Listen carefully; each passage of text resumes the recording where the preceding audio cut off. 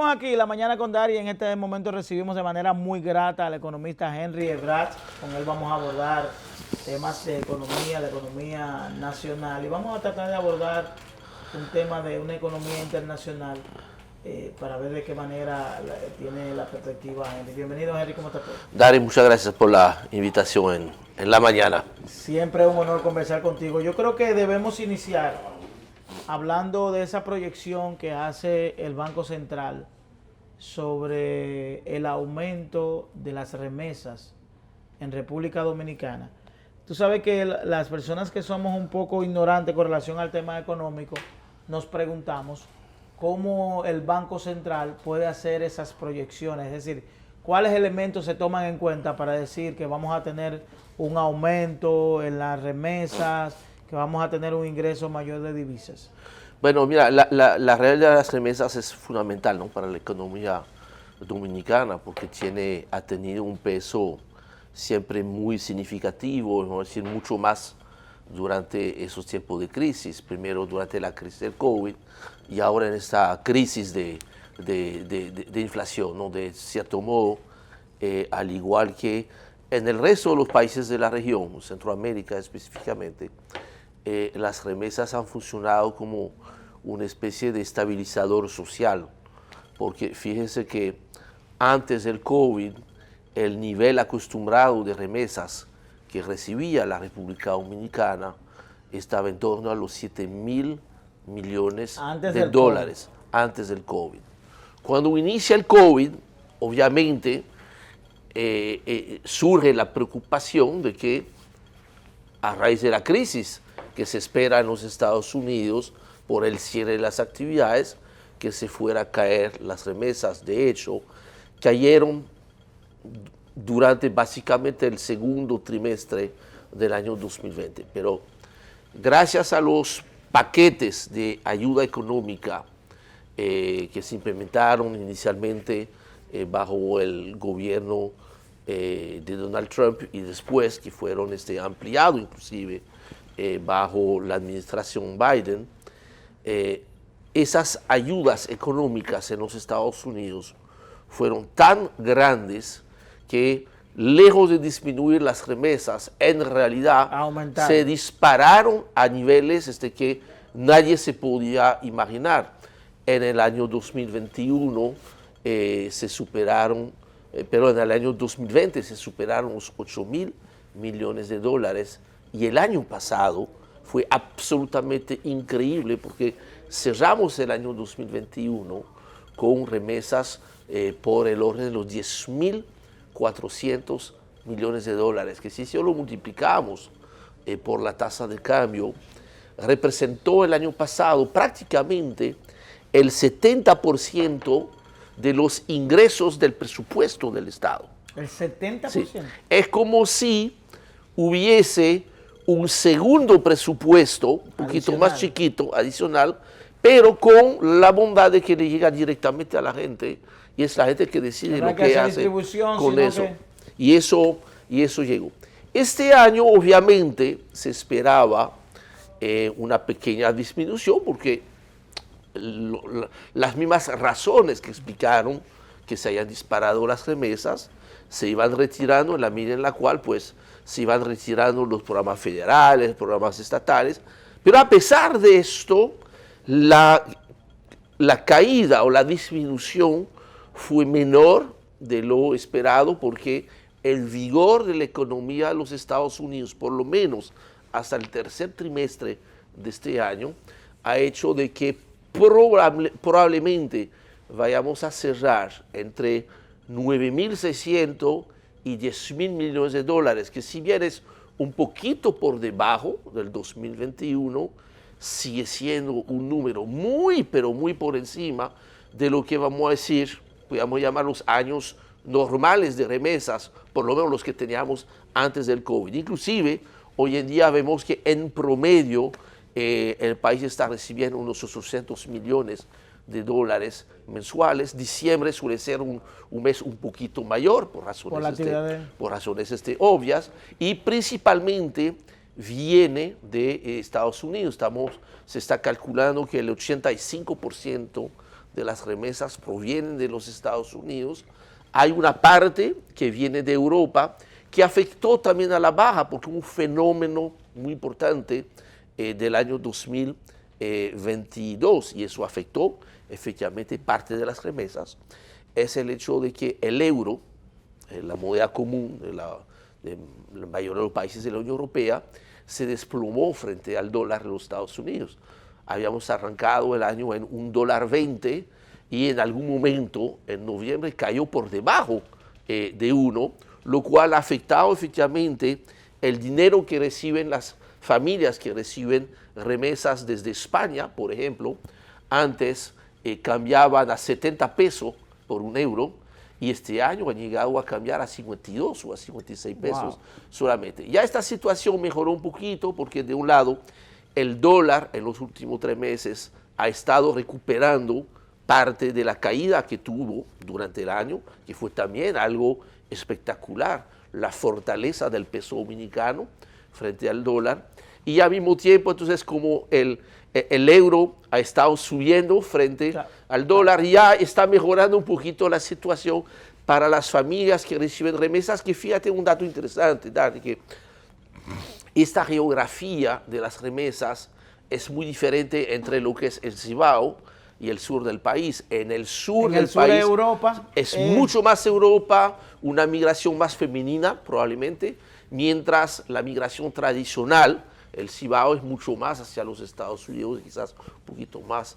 masculina. A propósito de esa distribución que tú planteas, interesante, ¿hay alguna medición con relación al porcentaje de migración femenina, remesas, y a migración masculina? Es decir, ¿de cuál de los géneros envía mayor cantidad de remesas? Mira, me refiero en proporción. Es difícil comparar porque precisamente como no están exactamente en el mismo sitio, pero uno tendería a pensar, esa es otra dinámica interesante, porque este tema de las remesas empezó a estudiarse un poquito más por la relevancia que tiene para las economías. Inclusive, fíjate que algunos productos de consumo masivo estudian ahora mucho más a fondo lo que pasa con las remesas, que eso vaya desde la cerveza hasta los productos, el salami, la harina, hasta el cemento. Fíjate que en la industria cementera siempre me han dicho de que las remesas, cuando queda algo después de comprar las cosas de primera necesidad, la comida básicamente. Se hace un arreglito en la casa. Se hace un arreglito en la casa y esto tiene un impacto positivo sobre la construcción. Y fíjate cómo esto ha tenido un impacto en el mes de octubre. El sector que tuvo un desempeño bastante negativo fue el sector de la construcción, afectado por las cosas, la subida de tasa de interés, todavía los materiales están todavía altos, se está hablando de la posibilidad de que vuelva a subir la funda de cemento en esos días, y el hecho de que entonces las remesas han bajado un poquito, pero al mismo tiempo como el componente principal que se utiliza para consumir la remesa, que son los alimentos, han subido a un punto tal de que prácticamente no queda nada, no queda ingreso disponible para esas cosas adicionales.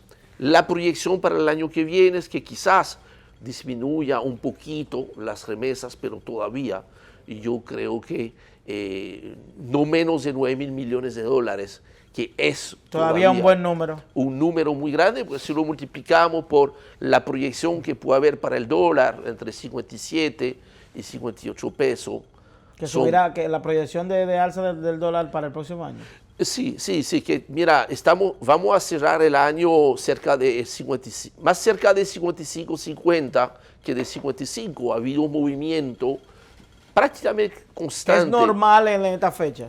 Sí, y también, mira, fíjate lo que ha pasado con el dólar. Creo que el precio del dólar, el precio del petróleo y la tasa de interés son los 3 precios principales para la economía dominicana. Entonces, fíjate lo que ha pasado con el dólar. El dólar cuando se hace el presupuesto del año 2022, que esto se prepara en septiembre del año anterior, o sea, en septiembre del 2021, se preparan las proyecciones y basado en las proyecciones que se tenían, se proyectaba que el dólar iba a cerrar el año 2022 en 62 pesos por uno. Eso era la proyección del presupuesto. Wow. Por dicha, así Por no la Virgen de sucedió. la Altagracia. Así no sucedió.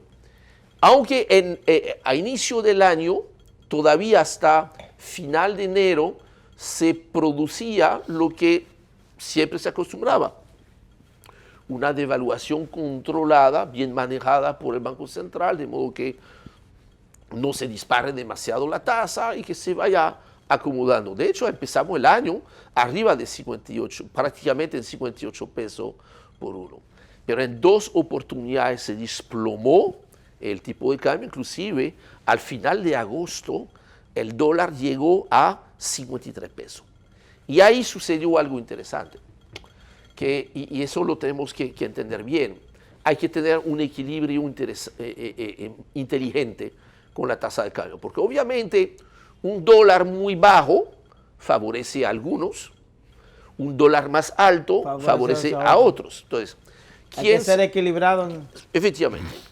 ¿Quién se favorece con un dólar muy bajo? Obviamente los importadores, los que tienen deudas en dólares.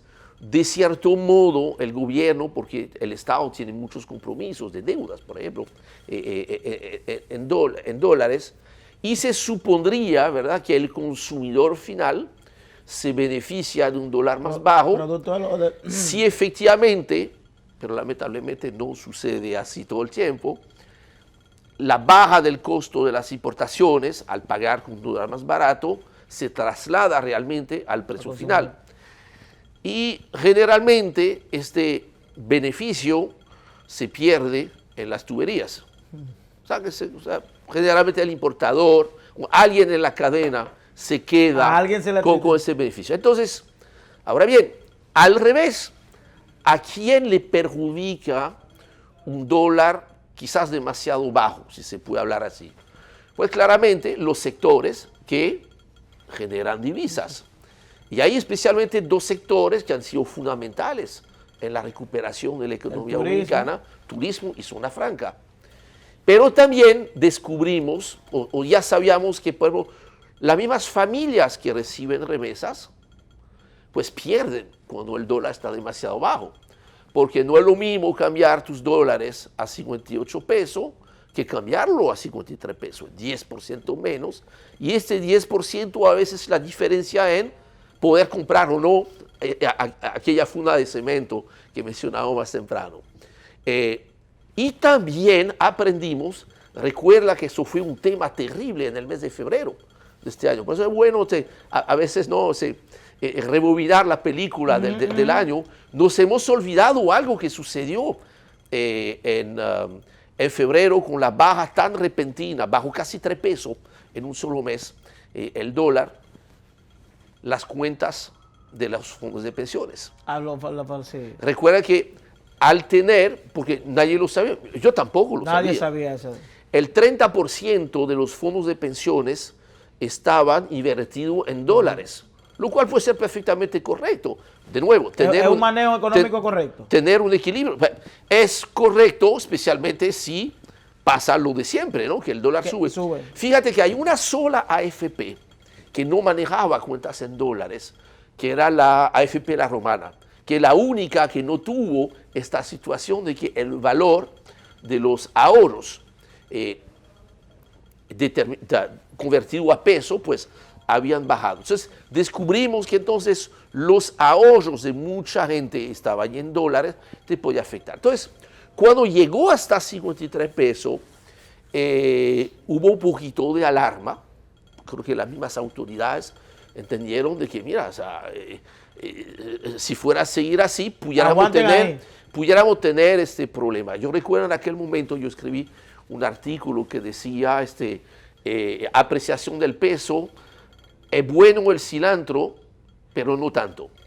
Entonces, a partir de ahí, hemos observado que el Banco Central volvió a su postura usual, que es no permitir una apreciación demasiado fuerte del peso dominicano. Y fíjate, hemos visto como en septiembre, en octubre, el dólar subió 59 centavos, en noviembre subió un poquito más, 60 y algo, y por lo que va de diciembre ha subido 30 centavos, por lo que vemos que ya ha habido una forma que brinda cierta tranquilidad, porque mira, lo peor que puede pasar en el mercado cambiario es, oye, la situación que teníamos antes de las elecciones. Nos hemos olvidado de eso.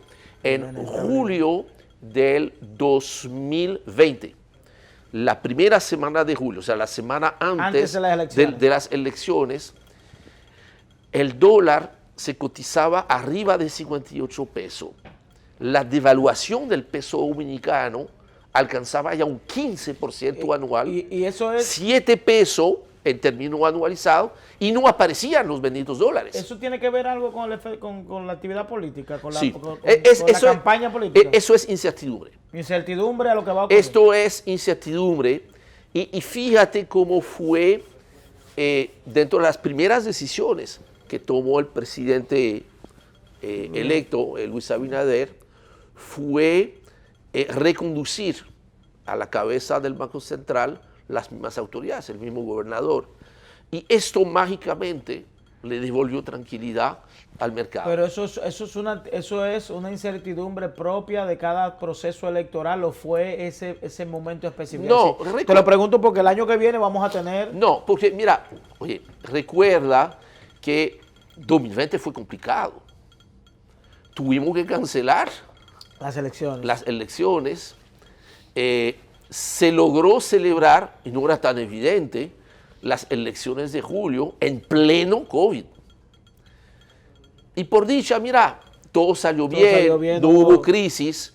Y esto yo creo que, conjuntamente con el adecuado manejo de las cosas después, que empezó con la administración anterior, eso yo creo que es importante. Mira, los programas de asistencia, fase 1, fase 2, para ti, quédate en casa, para los cuales no había nada en el presupuesto, obviamente. O sea, ¿quién podía presupuestar, inventarse que íbamos a tener que enfrentar algo como el COVID? Pues esos programas fueron continuados por la nueva administración, creo que eso fue correcto. Todo esto ha hecho que, a pesar de las crisis, si hoy en día tú comparas la República Dominicana, vista desde fuera, que es importante porque es la mirada que ponen los inversionistas. ¿Qué ven en Latinoamérica?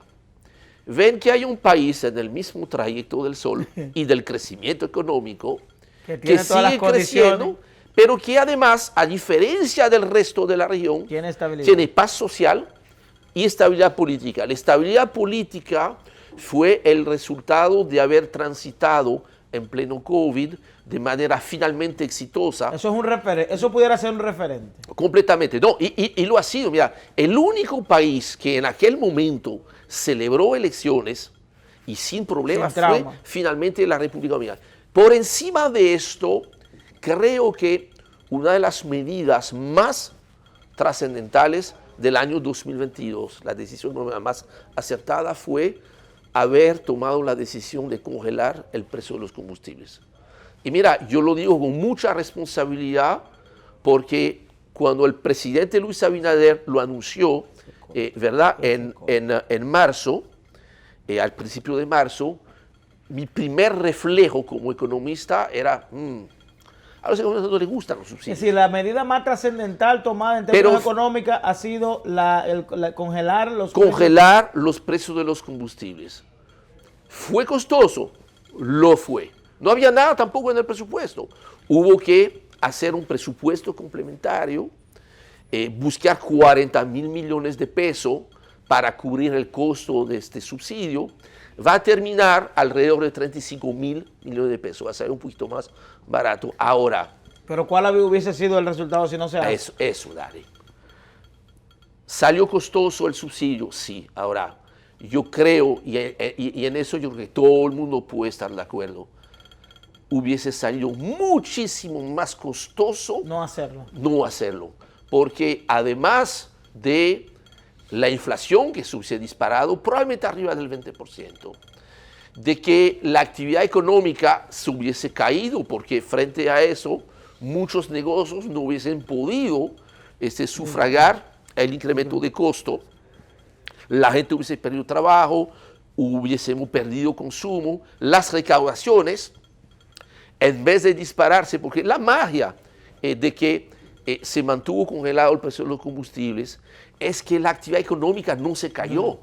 Inclusive, al no caerse, las recaudaciones terminaron muy por encima de lo que había en el presupuesto. De enero hasta septiembre, durante los primeros 3 trimestres del año, mensualmente la administración fiscal entre DGI y aduanas recaudó más de 10.000 millones de pesos mensual por encima, sí, por encima de lo que había recaudado del presupuesto. O sea, en fin de cuentas, mira, yo hace unas semanas atrás, yo he dicho que finalmente, mira, esto que se llama subsidio realmente fue una inversión en paz social.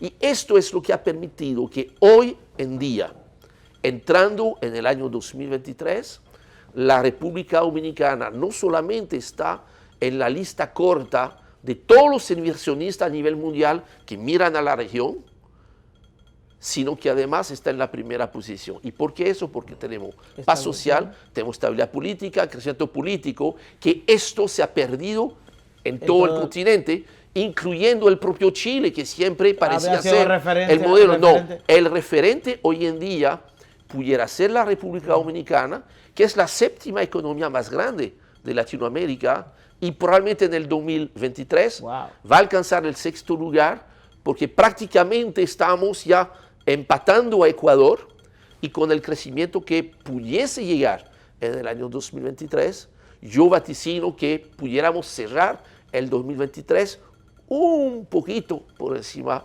de Hay Ecuador. 2 preguntas a propósito de ese ranking de República Dominicana. Primero, la población tiene una percepción de que en años preelectorales se activa la economía, producto a que hay un mayor movimiento económico, producto de la campaña. Y segundo, esa bonanza, ese crecimiento económico, ese ranking de República Dominicana en términos económicos, hay gente que percibe que no lo percibe la población, de que la República Dominicana tiene una economía robusta internacionalmente, los inversionistas miran, pero que esa economía no le llega al dominicano. Y tienen toda la razón. Eso no es una percepción, es una realidad. A veces se dice que la percepción es la realidad, pero cuando la realidad es así, ya no es percepción, es realidad, y sigue siendo tarea pendiente para la sociedad dominicana. Ya era el caso antes del COVID agravó las desigualdades. Mejor prueba de eso, el tema de la inflación y el tema de la creación de empleo. Fíjate, empezando por el empleo, es cierto que durante el año 2022 volvimos al nivel de empleomanía de antes del COVID. ¿Es buena noticia? Es buena noticia. Recuperamos los empleos. Sin embargo, 2 cosas que también hay que reconocer, o 3 cosas. Primero, haber regresado al nivel de empleomanía de antes del COVID, eso está bien, pero quiere decir también que todos los que han entrado o que han querido entrar al mercado de trabajo entre el COVID y hoy, no han conseguido todavía trabajo. O sea que, para decir que realmente estamos ya bien, deberíamos haber recuperado lo que se perdió y haber creado los empleos para la gente que hubiese entrado durante esos 2 años. Pero efectivamente se ha recuperado, lo cual no es el caso quizás de todas las economías. Segunda cosa que es importante observar, según los datos del Banco Central, también de la Seguridad Social y de la CIPEN, esos empleos que se han recuperado mayormente en el sector informal.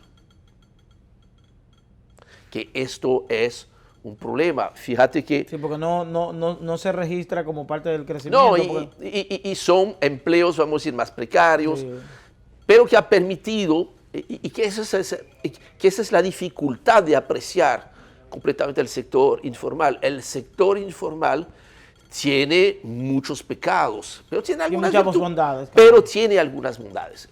Y yo creo que es importante reconocerlo porque es lo que te da cierta flexibilidad. ¿Por qué la dificultad de integrar esa informalidad a la formalidad? Porque hace falta hacer reformas profundas y volvemos entonces al tema.